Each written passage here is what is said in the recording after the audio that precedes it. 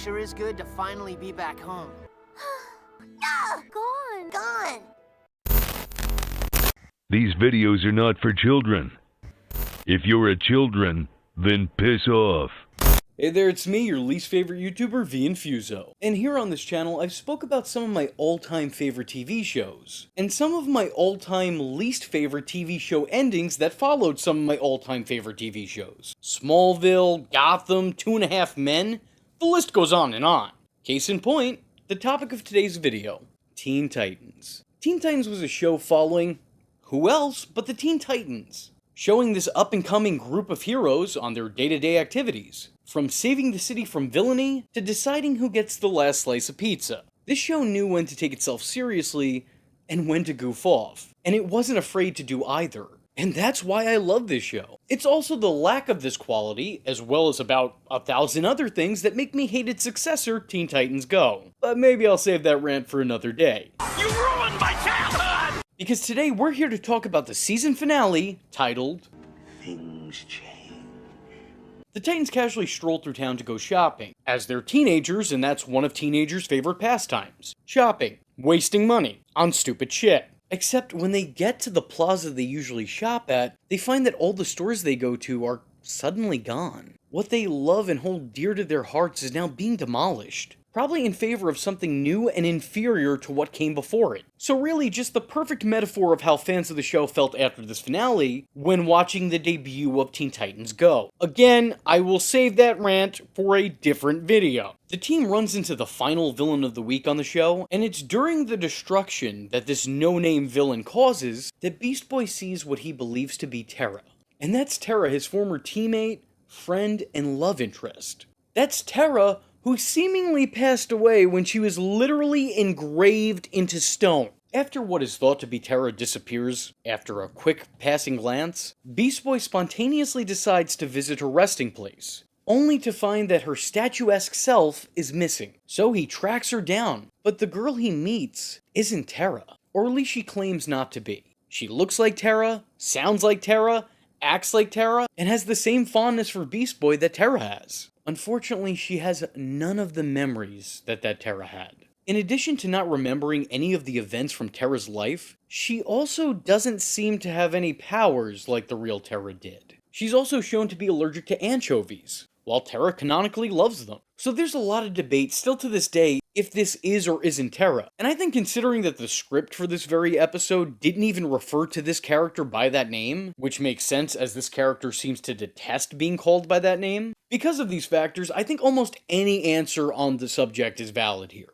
It's pretty open-ended, and even by the end of this, it's still open. But as the comic book nerd that I am, if I was to make any educated guess, despite the fact that I'm not very educated, I do believe in the Teen Titans comics following the real Terra's demise, a clone of her was eventually made. And considering that this show did try to loosely follow those comics to some degree, I did say loosely, I think that's a pretty good possibility. Although it still wouldn't explain why Terra's statue went missing, so I don't know, maybe I'm wrong. But I do think that some of this Terra's dialogue kinda lends some validity to my theory here. Telling Beast Boy that things are different now and that she's not the Terra that he's known, I would say that's pretty on brand for what I'm working with here. There's also this weird scene where Beast Boy comes face to face with Slade, or at least who he believes to be Slade, but is instead a Slade robot, because apparently nobody in this episode is who they seem to be. I don't know, maybe by the end of this episode, Beast Boy's Robin. I have no fucking idea anymore. Slade's appearance, the Slade bot's appearance in this episode,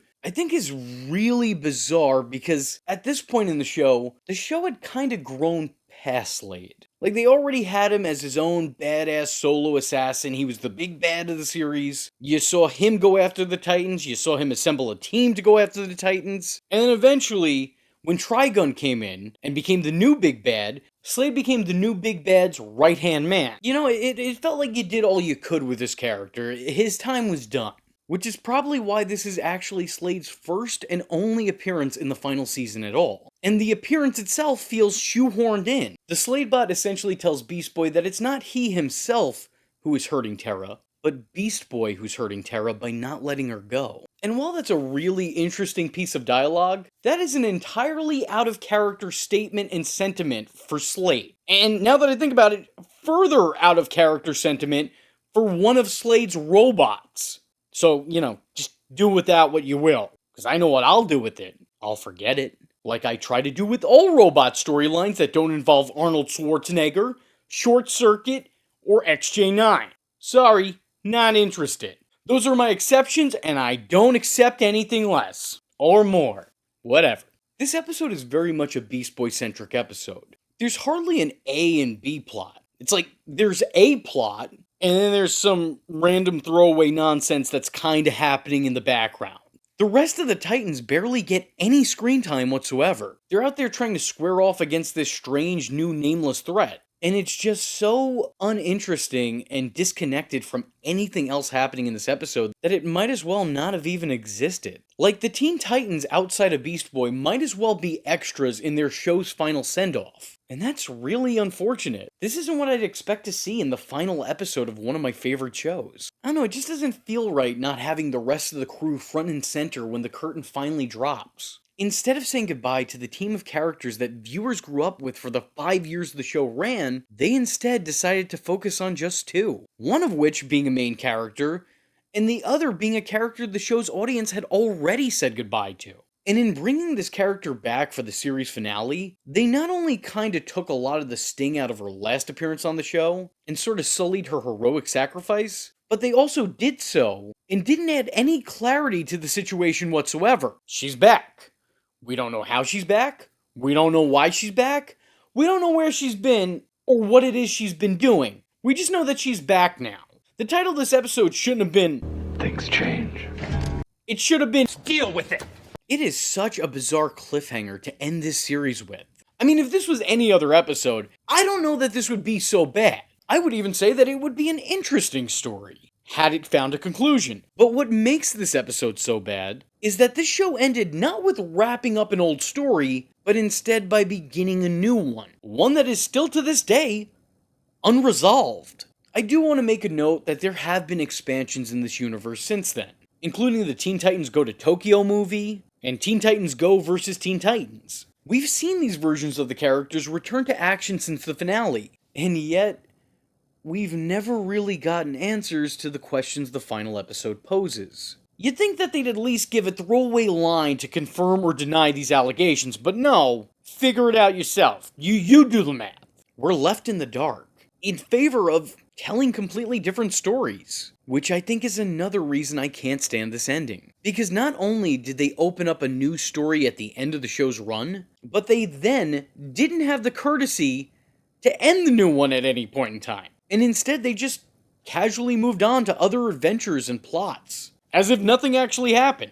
I think what really surprises me is that the show's grand finale, its big send-off, is only 23 minutes long. Now sure, that's about the same length as almost every other episode, but that's really not a whole lot of time to properly say goodbye. Not to mention that every single season prior to this was afforded multi-part season finales, but they didn't think to do so with the series finale? The one that matters most? The big one? The final goodbye? Really? Look, here's what I will say. This episode has an interesting premise, but because nothing of note ever really came from it, I would have to say that this is one of those episodes that's great in concept, but it's a complete failure in execution. Which is upsetting because I don't think that this is a worthless episode on its own. This episode is a good start, which is exactly why it makes a bad end. Overall, I have a really hard time thinking of any other show that had let me down in the finale the way the Teen Titans did. And hey, right before I go, if you're enjoying the Teen Titans content on this channel, and want to see more, let me know in the comment section below by saying, I'd rather have a death stroke than watch one of your videos. Anyway, with all that being said, I was your least favorite YouTuber, Infuso, and I thank you for watching. Hope to see you in the next one. Time's up. Terra! I am vengeance. I am the night, and that was Infuso. Just remember, if you're not tuning in, then you're missing out. So, if you like the words that came out of his mouth hole, and you too would like to become a V-generate Don't forget to like and subscribe. Thanks for watching, nerds! And if you're not joining the fun, you're in for one bad day. And you know what they say about having one bad day?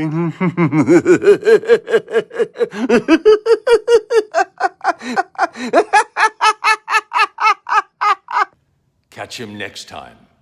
Same bad time. Same bad channel. Time's up.